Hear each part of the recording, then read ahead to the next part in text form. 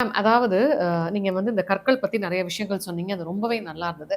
So இன்னைக்கு வந்து எதார்த்தமான ஒரு கேள்வி. அத பத்தி பார்க்கலாம் அப்படின்னு. கனவ பத்தி என்ன நெனைக்கிறீங்க? கனவு ஜோதிட சாஸ்திரத்துல சூரியனுடைய ஆதிக்கம் தான் கனவு.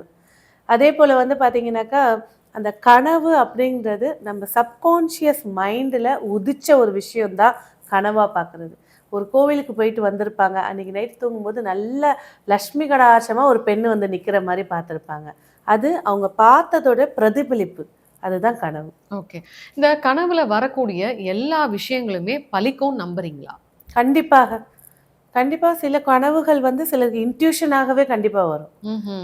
ஃபார் எக்ஸாம்பிளுக்கு வந்து பார்த்தீங்கன்னா, ஒருத்தர் இறந்தவங்கள பார்க்குறாங்கன்னு வச்சுக்கோங்களேன்.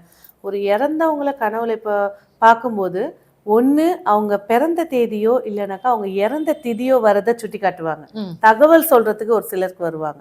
இல்லாத பட்சத்துக்கு பொதுவா வந்து அவங்க விஷயம் சொல்றாங்கன்னா, ஏதோ ஒரு விஷயம் நடக்க போறத முன்கூட்டியே வந்து ஒரு இன்ட்யூஷன் குடுத்துட்டு போறாங்க.